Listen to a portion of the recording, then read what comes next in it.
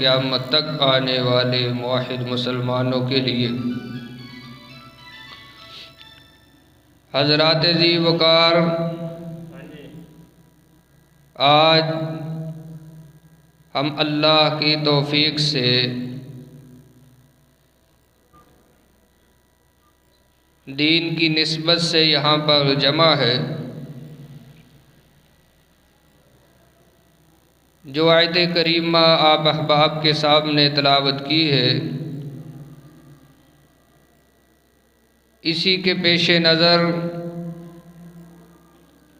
حضرت سیدنا ابراہیم خلیل علیہ السلام اللہ کے اس دوست اور پیارے کے حوالے سے چند معروضات آپ کے سامنے پیش کروں گا۔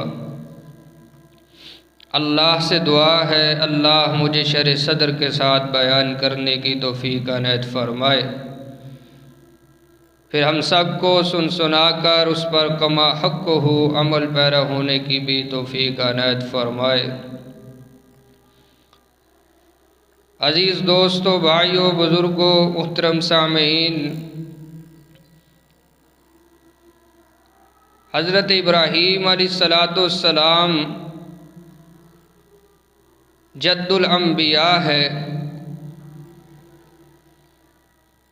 ہزاروں انبیاء کے باپ ہیں۔ اللہ رب العالمین نے 2 پیغمبروں کا قرآن پاک میں ذکر فرمایا کہ ان کی زندگی تمہارے لیے اسوہ حسنہ ہے۔ ایک امام الانبیاء حضرت محمد مصطفیٰ صلی اللہ علیہ وآلہ وسلم کی ذات طیبہ لقد کان لکم فی رسول اللہ اسوۃ حسنہ، اور دوسرے ہیں رحمت کائنات صلی اللہ علیہ وسلم کے جد امجد حضرت سیدنا خلیل علیہ السلام، کہ جن کی دعاؤں کا نتیجہ ہیں رحمت کائنات صلی اللہ علیہ وسلم۔ اللہ سے مانگا تھا حضرت خلیل علیہ السلام نے جب بیت اللہ تعمیر فرما رہے تھے، اس وقت کا نقشہ اللہ نے یوں کھینچا ہے، فرمایا وَإِذْ يَرْفَعُ إِبْرَاهِيمُ الْقَوَاعِدَ مِنَ الْبَيْتِ وَإِسْمَاعِيلُ رَبَّنَا تَقَبَّلْ مِنَّا إِنَّكَ أَنْتَ السَّمِيعُ الْعَلِيمُ۔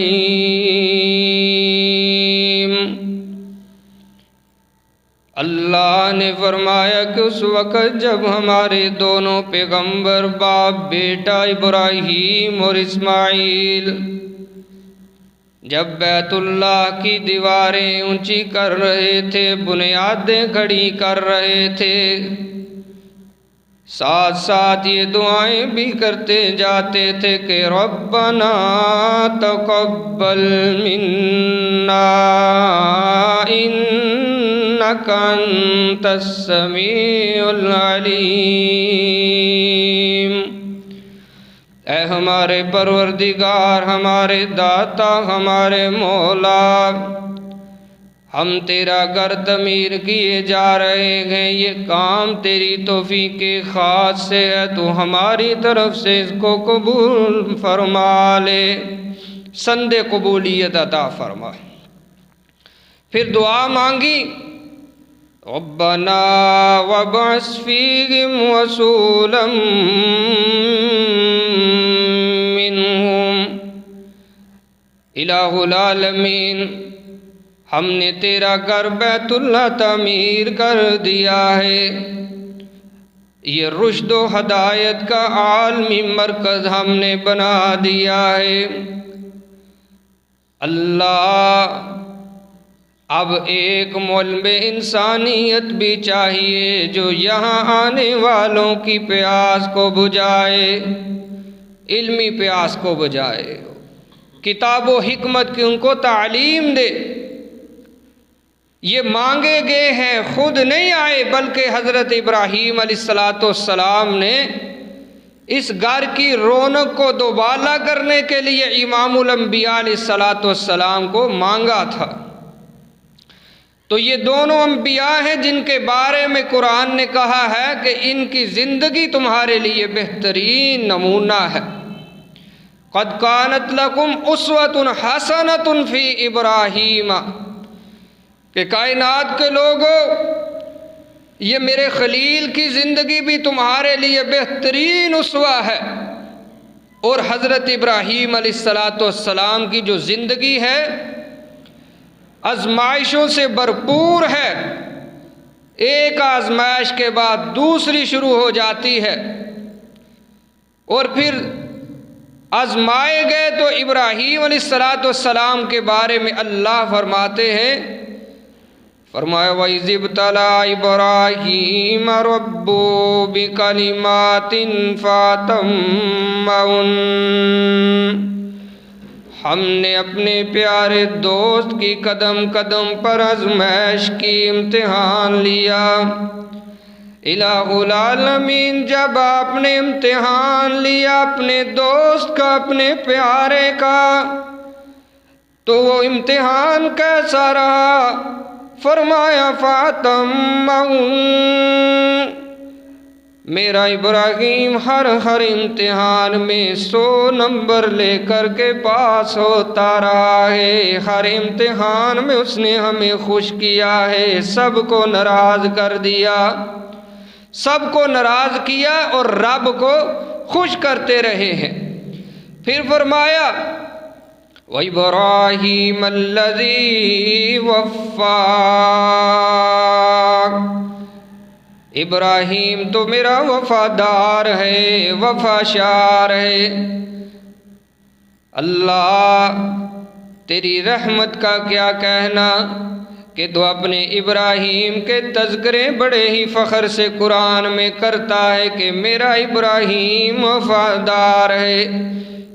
اللہ خود فرماتے ہیں کہ ابراہیم ایسی علیہ السلام ہستی ہے، عظیم ہستی، میرے دوست ہیں کہ بڑے پکے ہیں، وفادار ہیں۔ جب دنیا ایک طرف ہے، ہلانے کو آئی ہے کہ اللہ کو چھوڑ دے، اس نے اس وقت بھی وفاداری کا ثبوت دیا تھا۔ باپ نے کہا ہے گھر سے نکال دوں گا اگر تو نے اراغب انت یا آلہتی ابراہیم، کہ ابراہیم تجھے گھر سے نکال دوں گا، تو میرے معبودوں کے بارے میں مجھے روک ٹوک کرتا ہے۔ تو فرمایا کہ گھر سے نکلنا کون سا مشکل ہے، خدا کے لیے تو نکلنا ہے۔ اللہ کے لیے اپنے گھر سے نکلنا گوارا کر لیا، قوم کے سامنے کھڑے ہیں، ساری قوم ایک طرف ہے، ابراہیم اکیلے ایک طرف کھڑے ہیں۔ اسی لیے قرآن پاک نے فرمایا کہ وَإِبْرَاهِيمَ الَّذِي وَفَّىٰ، ابراہیم وفادار ہے، وفاؤں کا پیکر ہے۔ اللہ اکبر۔ پھر ابراہیم علیہ السلام کو بھی اللہ نے اکیلا نہیں چھوڑا۔ اللہ فرماتے اِنَّ ابراہیم کان امہ، اکیلا ابراہیم پوری امت کی مانند ہے، شاکرن، شاکر ہے۔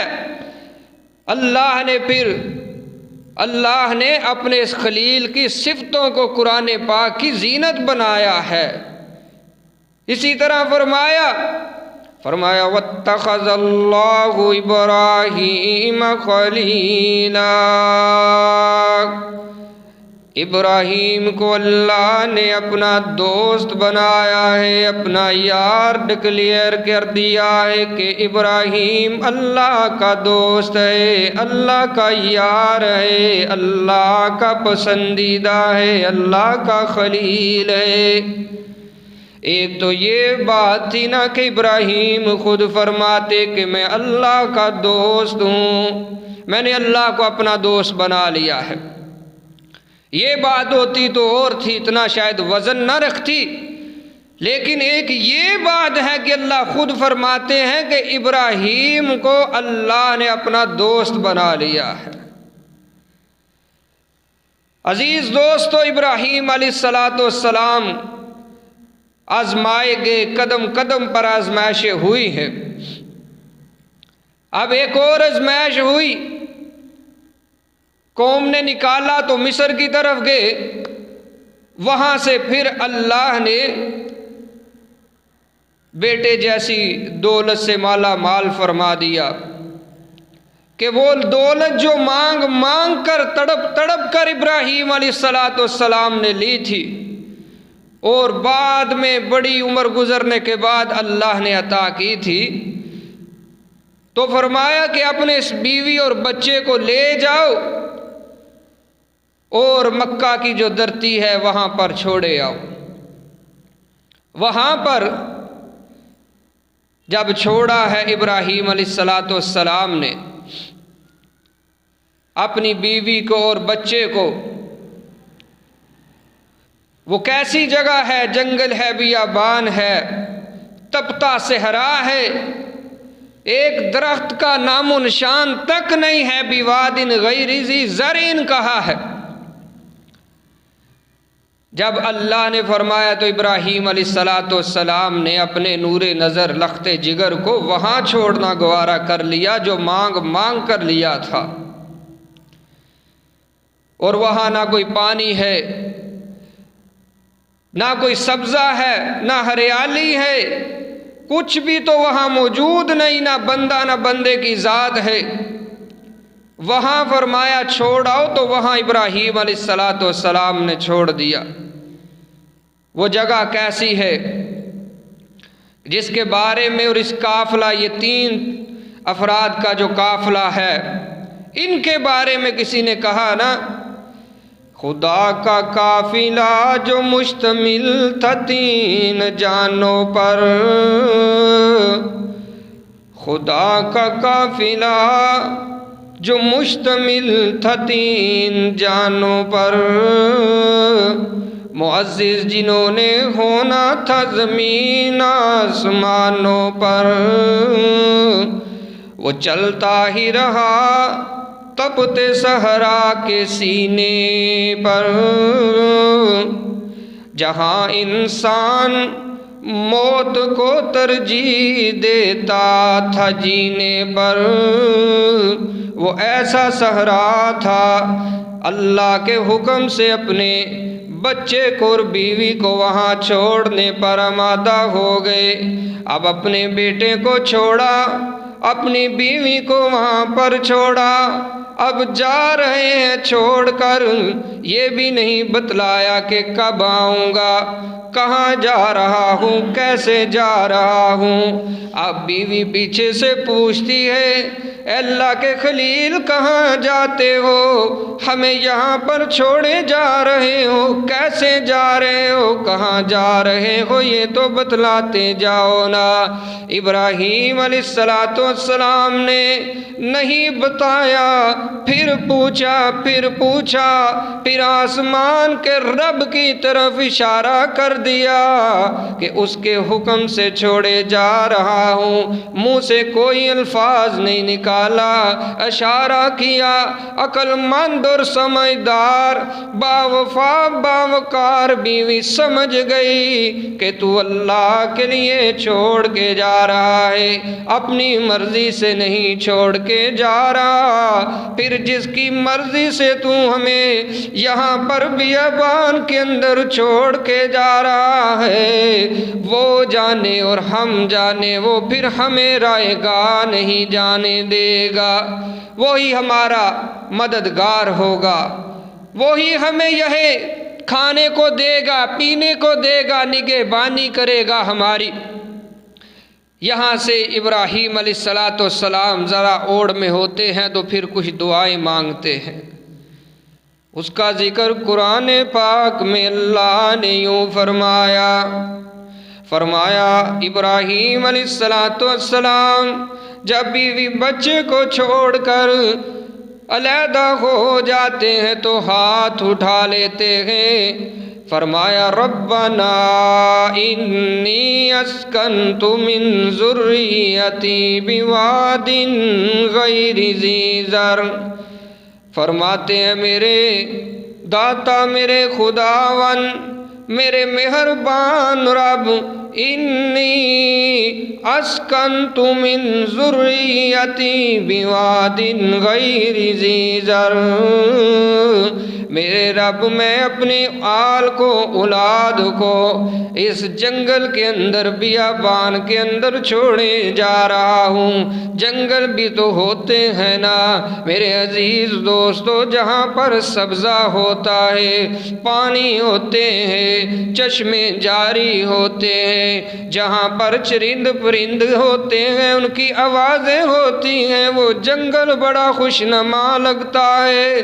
لیکن یہ ایسا جنگل تھا جس جنگل کا ذکر قرآن کر رہا ہے کہ وہاں چھوڑا ہے، یہاں نہ سبزہ ہے نہ پانی ہے، ادھر تو کوئی چیز نظر ہی نہیں آتی۔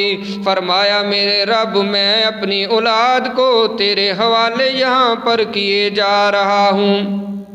من ذریتی بواد غیر ذی زرع عند بیتک المحرم، یہ تیرا جو بڑا ہی محترم گھر ہے بیت اللہ الحرام، میں اس کے نزدیک اس کے پاس اپنی اولاد کو چھوڑے جا رہا ہوں۔ اور مقصد بھی ساتھ بیان کر دیا کہ میں کیوں چھوڑ کے جا رہا ہوں۔ ربنا لیقیموا الصلاۃ، الہ العالمین میں اپنی اولاد کو اس لیے چھوڑے جا رہا ہوں تاکہ میری اولاد نمازی بن جائے۔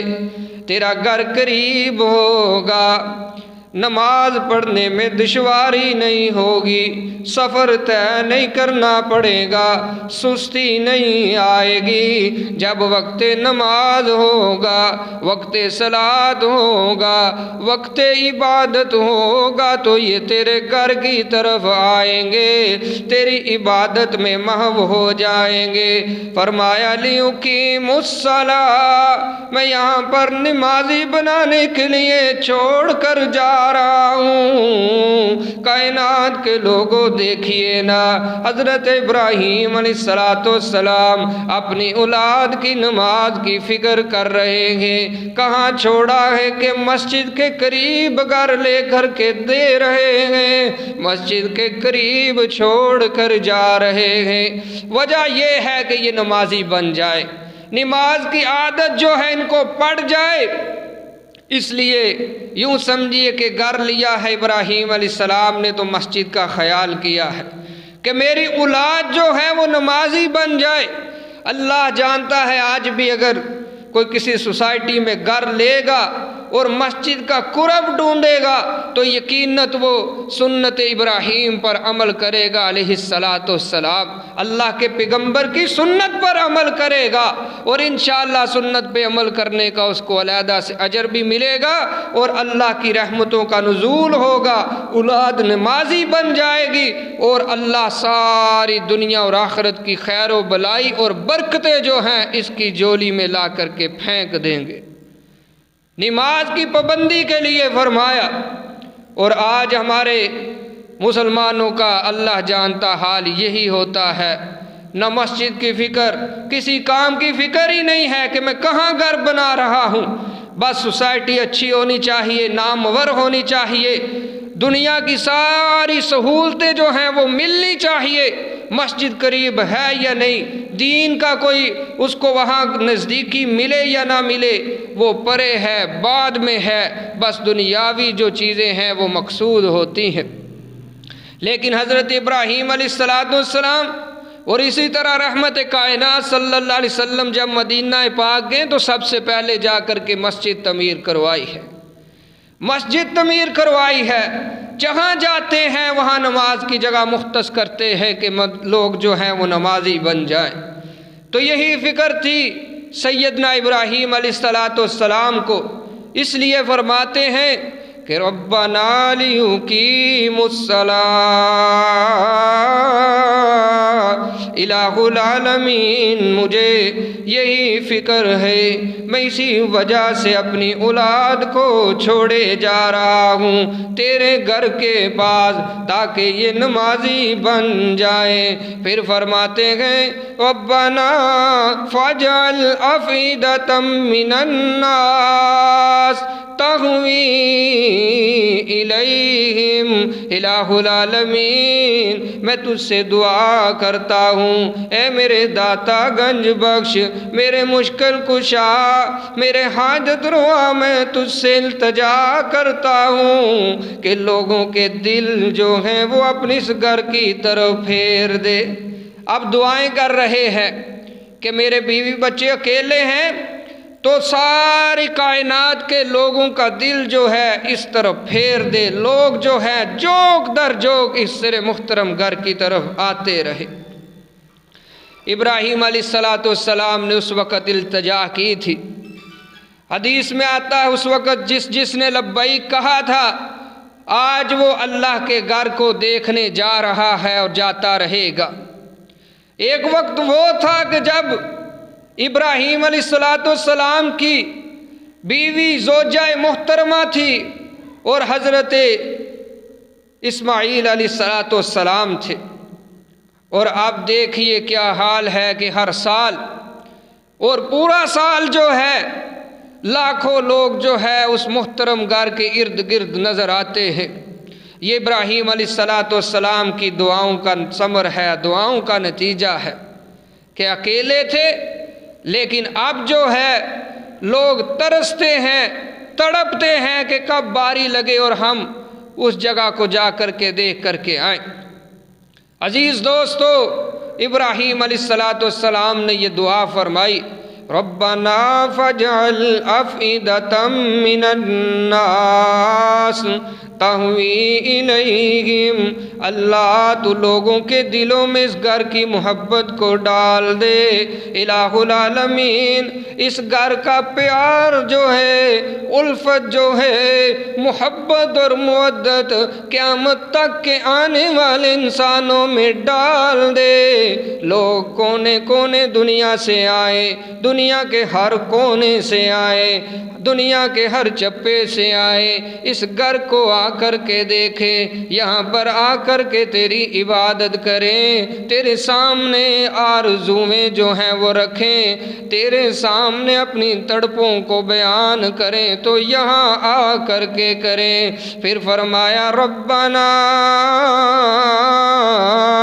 فاجعل افئدۃ من الناس تہوی الیہم وارزقہم من الثمرات۔ الہ العالمین یہاں کے باسیوں کو، یہاں کے رہنے والوں کو جو ہے رزق بھی وافر عطا کرنا، ان کے رزق کا بندوبست بھی کرنا، اور پھر کوئی عام رزق نہیں مانگا بلکہ فرمایا وارزقہم من الثمرات، اللہ ان کو پھلوں کا رزق عطا کر دے۔ اب کہنے والا کہہ اٹھتا ہے، سوچنے والا سوچ اٹھتا ہے، تصورات کا ماہر تصورات میں جاتا ہے، تخیلات میں جا کر کے پوچھتا ہے ابراہیم علیہ السلام سے، اے پیارے خلیل آپ کہاں کیا مانگ بیٹھے تھے؟ وہاں تو پانی بھی نہیں تھا، وہاں تو گانے سے بھی کچھ اگتا نہیں تھا، آپ نے پھلوں کا رزق مانگا ہے۔ پھل تو وہاں پر ہوا کرتے ہیں جہاں پر سبزہ ہو، اور سبزہ وہاں پر ہوتا ہے جہاں پر پانی کی نعمت میسر ہو۔ یہ تو مکہ ہے، یہ تو تپتے صحرا ہی صحرا ہے یہاں پر، یہاں تو پانی کی بوند کو انسان آئے تو ترس جاتا ہے، پانی موجود نہیں، لیکن پھر بھی آپ مانگتے ہیں تو پھلوں کا رزق مانگ رہے ہیں۔ آپ نے پھلوں کا رزق مانگا ہے، یہ کوئی بات سمجھ نہیں آتی، لیکن پھر جواب پھر یہی ہے نا کہ ابراہیم علیہ السلام یہی بتلانا چاہتے ہیں کہ جب کوئی یہ سوال کرے گا، مانگتے تو پہلے پانی مانگ لیتے، مانگتے تو وہاں پر بارش کا کوئی سسٹم مانگتے کہ اللہ وافر بارش نازل فرما یہاں پر، لیکن رزق مانگا ہے پھلوں کا۔ اگر ہم تعجب کرتے ہیں تو وہ یہی جواب دیتے ہیں، وہ یہ تو تم دیکھتے ہو، سوچتے ہو کہ ابراہیم کہاں کیا مانگتا ہے، ہائے تمہیں یہ سوچنا چاہیے تھا کہ ابراہیم کہاں کیا اور کس سے مانگ رہا ہے۔ اپنے رب سے مانگ رہے ہیں، جس نے تو صرف یہ کہنا ہوتا ہے انما امرؤ اذا اراد شیئا ان یکون له کن فیکون۔ جب وہ کسی کام کا ارادہ کر لیتا ہے اس کے لیے حالات کو سازگار نہیں پہلے کرتا کہ چند سال ہی لگ جائیں، چند مہینے لگ جائیں، بلکہ وہ کہتا ہے کن، اس کا حکم ہوتا ہے ہو جا، اور چیز ہو کر رہ جاتی ہے، چیز ہو جاتی ہے۔ وہ فعال لما یرید ہے، علی کل شیء قدیر کی طاقتوں کا مالک ہے۔ اس لیے فرمایا ابراہیم علیہ السلام نے کہ میں نے یہاں پر پھلوں کا رزق مانگا ہے۔ اب کائنات کے لوگوں دیکھو نا کہ جو وہاں جاتے ہیں اللہ اکبر وہ دیکھتے ہیں جو ہمارے اس زرعی ملک میں پھل نہیں نظر آتے وہ مکہ کی بلدیاں خال میں پڑے ہوئے ہیں، مکہ کی دکانوں میں پڑے ہیں، مکہ کے بازاروں سے مل جاتے ہیں، اور ان کا ذائقہ بھی کبھی نہیں بدلا کرتا بلکہ پہلے سے بھی بہتر ہی محسوس ہوا کرتا ہے۔ میرے عزیز دوستو، یہ جو ذائقہ نہیں بدلتا اور پہلے سے بھی بھلا لگتا ہے، اچھا لگتا ہے، یہ جو پھلوں کے اندر وہاں بھی تازگی ملتی ہے، یہ کہاں سے آئی؟ یہ حضرت خلیل علیہ السلام کی دعاؤں کا نتیجہ ہے۔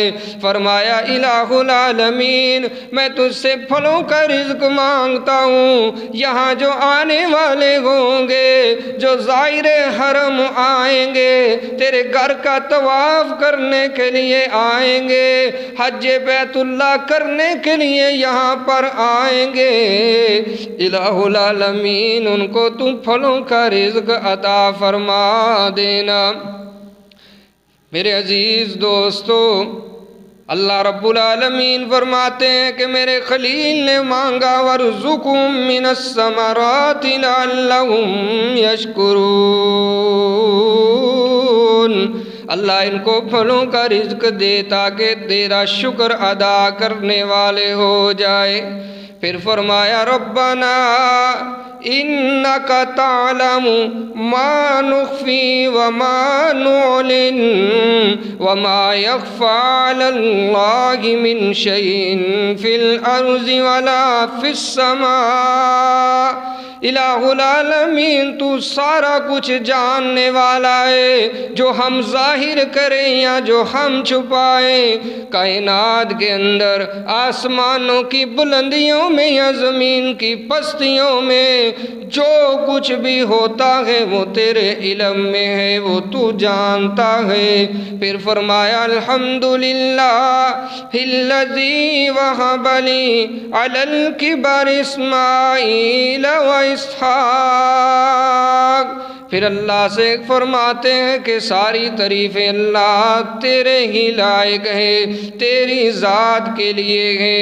اب فرمایا کہ جس اللہ نے مجھے بڑھاپے کے اندر اسماعیل جیسی اور اسحاق جیسی دولت سے مالا مال فرمایا ہے، ساری زندگی میں مانگتا رہا ہوں وہ نہیں دیتا تھا، لیکن اب اللہ نے بڑھاپے کے اندر 80-90 سال کی زندگی میں بڑھاپے کے اندر جا کر کے مجھے 2 انعام اور 2 پھول عطا فرمائے ہیں۔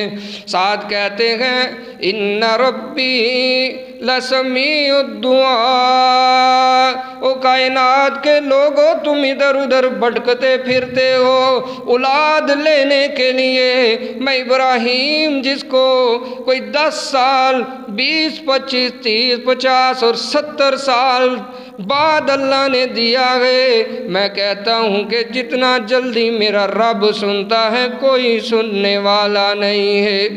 اب دیکھیے کتنی دیر بعد اللہ نے دیا ہے، تو لیکن کائنات کے لوگوں کو یہ درس دیا جا رہا ہے کہ ادھر ادھر نہ جایا کرو، اولاد لینی ہے، رزق لینا ہے، اللہ اکبر، کوئی مشکل حل نہیں ہوتی، کوئی بھی معاملہ ہے تو وہ اکیلا تمہارا رب کرنے پر قادر ہے، کرے گا تو وہی کرے گا، نہ کرے گا تو اسی نے نہیں کرنا، کوئی اور اس کے علاوہ کرنے پر قادر نہیں ہے۔ اس بات کی دعوت دی ہے۔ اسی طرح میرے عزیز دوست و بھائیو، حضرت زکریا علیہ السلام بیٹا مانگتے رہے، بیٹا نہیں دیا اللہ نے۔ اب ایک دن ایسا آیا، کلما دخل علیہا زکریا المحراب، قرآن کہتا ہے کہ زکریا علیہ السلام حجرے کے اندر داخل ہوئے، وہاں پر دیکھا کہ سیدہ مریم سلام اللہ علیہا کے پاس رزق ہے اور پھلوں کا رزق ہے، تو پوچھتے ہیں، کہتے ہیں انا لکی ھذا، اے مریم یہ رزق جو ہے وہ کہاں سے آیا، کس نے تمہیں پہنچایا ہے، کون دے کر کے گیا ہے؟ انا لکی ھذا، یہ جو تر و تازہ پھل آئے ہیں یہ کہاں سے آئے ہیں؟ سیدہ مریم صدیقہ فرماتی ہیں، ھذا من عند اللہ، یہ اللہ کی طرف سے آئے ہیں، میرے رب نے ہی تو مجھے دیے ہیں، اللہ نے میرے رزق کا انتظام کیا۔ وَكَفَّلَهَا زَكَرِيَّا، میرے عزیز دوستو یہ تو ایسا تھا نا کہ سیدنا زکریا علیہ السلام اس محراب کو، حجرے کو تالا لگا کر کے گئے ہوئے تھے نا، کوئی اندر آ سکتا نہیں تھا، تالا جب آئے تو پھر بھی لگا ہوا ہے، جب آ کر کے دیکھتے ہیں تو سیدنا زکریا علیہ السلام دیکھتے ہیں تو مریم کے پاس رزق پاتے ہیں، پھلوں کا رزق ہے، پوچھتے ہیں نالا کی ھذا، کہاں سے آیا ہے؟ سیدہ مریم صدیقہ فرماتی ہیں من عند اللہ، یہ اللہ کی طرف سے آیا ہے، ان اللہ یرزق من یشاء بغیر حساب، فرماتے ہیں سیدہ مریم کہ اللہ جس کو چاہتا ہے جیسا چاہتا ہے بے حساب ہی رزق عطا فرما دیا کرتا ہے، لیکن جس کو چاہتا ہے، آپ کوئی ایک وقت کی کھانے کو ترستا ہے اور کسی کے پاس اربوں ہیں کہ ہزاروں سال بھی جیے تو اس کے پاس رزق ختم نہیں ہو سکتا، یہ بات جو ہے دیکھیے سیدہ مریم نے یہ نہیں کہا کہ یہ آپ کی ہی کرامت ہے، آپ بھی تو اللہ کے نبی ہیں، بہت بڑی ہستی ہے حضرت، آپ کے جیسا کائنات میں اللہ کا برگزیدہ پیغمبر اور بندہ نہیں ہے، بلکہ ان کی طرف نسبت نہیں کی، بلکہ فرمایا عند اللہ، کہ یہ تو اللہ کی طرف سے آیا ہے۔ اور جب یہ بات سنی نا تو سیدنا زکریا علیہ السلام کی جو وہ تڑپ تھی وہ تازہ دم ہوئی اور باہر نکلی۔ قرآن کہتا ہے اس وقت پھر زکریا نے اپنے رب کو پھر پکارا۔ سیدنا زکریا علیہ السلام اس وقت کہتے ہیں کہ الہ العالمین، اللہ فرماتے ہیں کہ ہمارے زکریا نے اس وقت پھر ہمیں پکارا اور کہتے ہیں کہ اللہ جو تو اپنی بندی مریم کو بے موسم پھل عطا کر سکتا ہے تو اپنے بندے زکریا کو بے موسمی اولاد کیوں نہیں دے سکتا؟ تو ہی تو قادر ہے اللہ، پھر اگر تجھ سے نہ مانگے تو کس سے مانگے؟ ایک نیک صالح طیب اور پاک بیٹا ہمیں بھی عطا کر دیجئے نا۔ عزیز دوستو، یہی حال ہے پھر اللہ نے حضرت یحییٰ علیہ السلام کی شکل میں بیٹا عطا فرمایا، اور آپ کی زندگی اور عمر جو ہے وہ 100 سال سے بھی اوپر ہے۔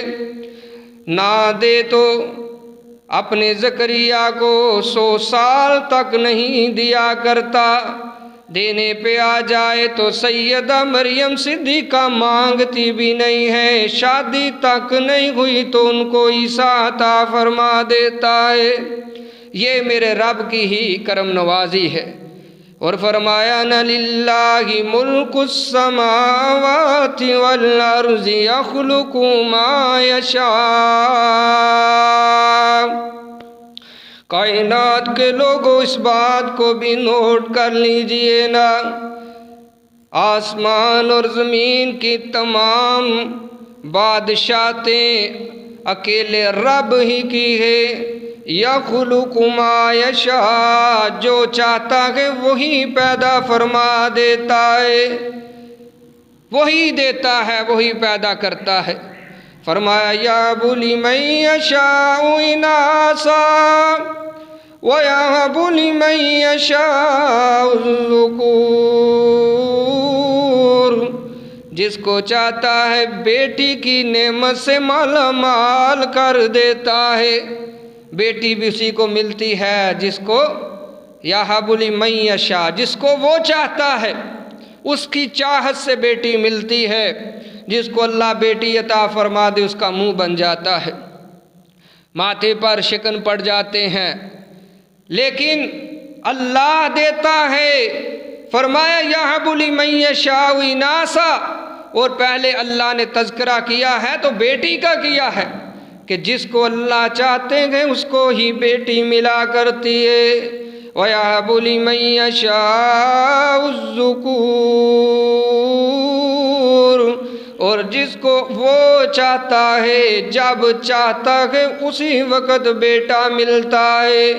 وَيَهَبُ لِمَن يَشَاءُ الذُّكُورَ أَوْ يُزَوِّجُهُمْ ذُكْرَانًا وَإِنَاثًا، اور جس کو چاہتا ہے بیٹے بھی عطا کر دیتا ہے، بیٹیاں بھی عطا کر دیتا ہے، اور جس کو نہیں چاہتا وَيَجْعَلُ مَن يَشَاءُ عَقِيمًا، اس کو بانجھ رکھتا ہے، ساری زندگی عطا نہیں کرتا۔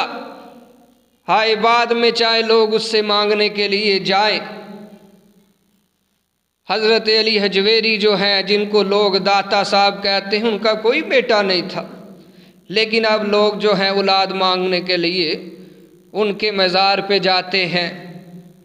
کوئی کہتا ہے دے دے لیلا، کوئی کچھ کہتا ہے، کوئی کچھ کہتا ہے، کوئی کہتا ہے بابا شاہ جمال پتر دے رتا لال، کوئی کہتا ہے لیلا ککڑ دے دے پتر۔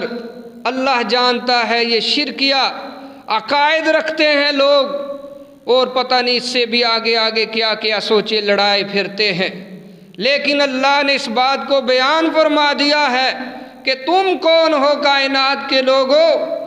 دیکھو میرے ابراہیم کی سیرت کو، کتنے سال تک اللہ سے ربی حبلی من الصالحین کہہ کر کے مانگتے رہے ہیں، مانگتے رہے ہیں، لیکن ہم نے کب دیا؟ اور جب دیا ہے تو پھر بھی انہوں نے یہ نہیں کہا کہ یہ میری دعاؤں کا نتیجہ ہے، میں نے بڑا مانگا ہے، میں نے تو دن کو بھی دعائیں کی ہیں، رات کو بھی دعائیں کی ہیں، میں نے تہجد میں اٹھ اٹھ کے دعائیں کی ہیں تو تب ملا ہے۔ نہیں نہیں، بلکہ بڑے فخر سے کہتے ہیں، فرمایا الحمدللہ الذی وہب لی علی الکبر اسماعیل و اسحاق۔ کائنات کے لوگوں سن سن لو، ساری کی ساری تعریفات احکم الحاکمین کے لیے ہے۔ وہی تعریفات کا مالک ہے جس نے مجھ ناچیز کو بڑھاپے میں نوازا، مجھے 2 پھول عطا فرما دیے گئے۔ میرے عزیز دوستو، اللہ فرماتے ہیں، امام الانبیاء علیہ السلام نے فرمایا کہ تمہارا رب کہتا ہے میں رات کے آخری پہر جو ہوں آسمان دنیا پہ آ جایا کرتا ہوں۔ آؤ نہ کوئی بندہ اٹھے تو صحیح نہ، مجھ سے مانگے تو صحیح نہ، مجھ سے بیٹا مانگے میں بیٹے کی دولت سے مالا مال کر دوں گا، مجھ سے بیٹی مانگے میں بیٹی دوں گا، مجھ سے رلوی اولاد مانگے، مکس اولاد مانگے، مجھ سے اپنے کاروبار کے بارے میں سوال کرے، اس کی بیماری ایسی ہے کہ ہر طرف سے اس کو جواب مل چکا ہے۔ ایک دفعہ آئے تو صحیح نہ، ہمارے سامنے طلب کا دامن پھیلائے تو صحیح نہ، اس کی خالی جولی کو ہم بھر دیں گے۔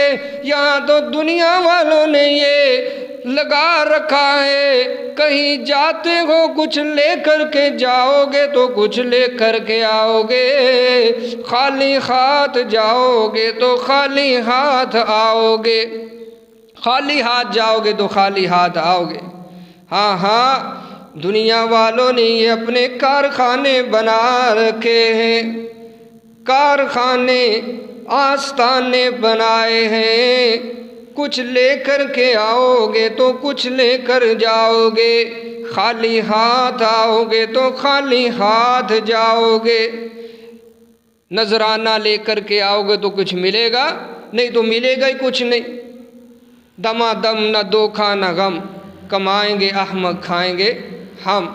حضرت جی کا پیٹ بھرتے جاؤ، نذرانہ لاؤ گے تو پھر حضرت جی آگے بڑھ کر کے چومیں گے، ملیں گے، نہیں تو کچھ بھی نہیں ہے۔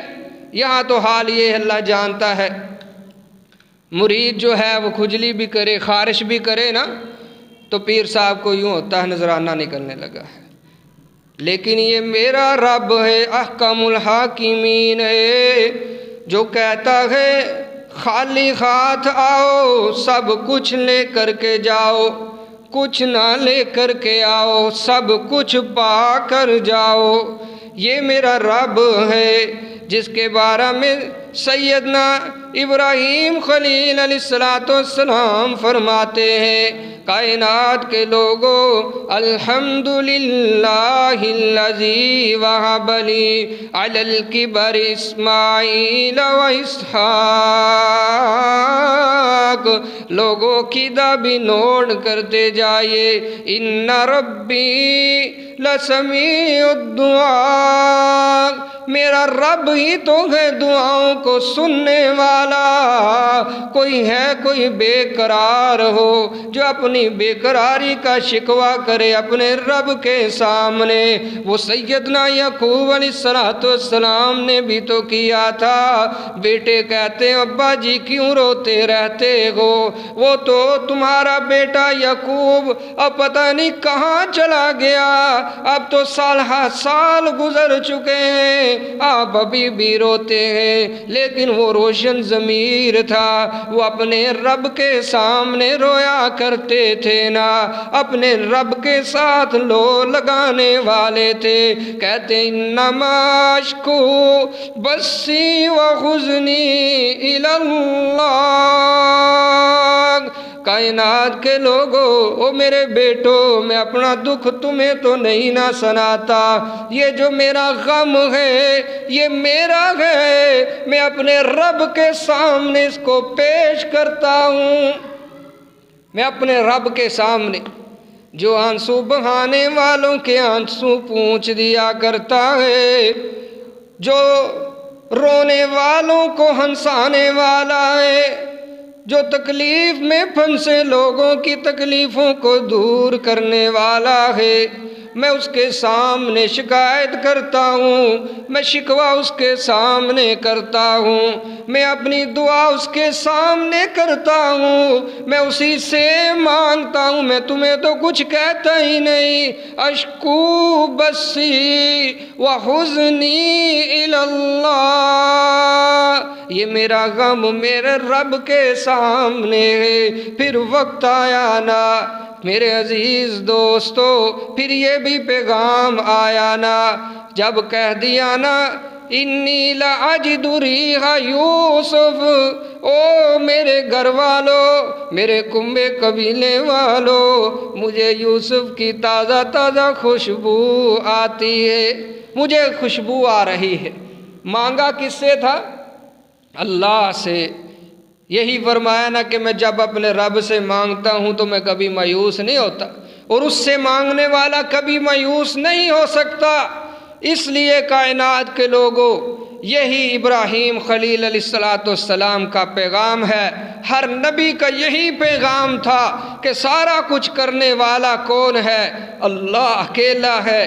سیدنا نوح علیہ السلام نے 950 سال یہی پیغام دیا ہے، حضرت خلیل علیہ السلام نے یہی پیغام دیا ہے کہ جو کچھ لینا ہے، مانگنا ہے، وہ بڑی دعائیں سننے والا ہے، اس کے سامنے اپنے آنسو جو ہے بہاؤ، اسی کے سامنے اپنی طلب کا دامن پھیلاؤ۔ اسماعیل ذبیح اللہ نے بھی یہی پیغام دیا تھا، حضرت اسحاق نے یہی پیغام دیا تھا کہ الہ واحدہ، ایک اکیلا الہ ہے، اسی کی عبادت کرو، اسی سے سارا کچھ مانگو۔ یہی پیغام حضرت موسیٰ علیہ السلام نے دیا، ادریس، یحییٰ، الیاس اور زکریا نے دیا، یہی پیغام حضرت عیسیٰ روح اللہ نے دیا، یہی محمد الرسول اللہ صلی اللہ علیہ وسلم کا پیغام تھا کہ قولوا لا الہ الا اللہ تفلحوا، وہ اکیلا ہے، اس کے سوا کوئی معبود نہیں ہے، وہی سارا کچھ کرتا ہے، اس نے کسی کو اپنے ان امور میں جو ہے اختیار نہیں دیا۔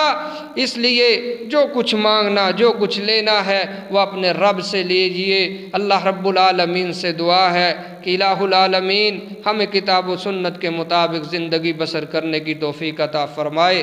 جب تک ہم زندہ ہے حالت اسلام پر، جب موت آئے حالت ایمان پر، آخری وقت پہ اللہ ہم سب کو کلمہ توحید کی دولت سے مالا مال فرما دے۔ اقول قولی ھذا واستغفر اللہ لی ولکم ولسائر المسلمین والمسلمین۔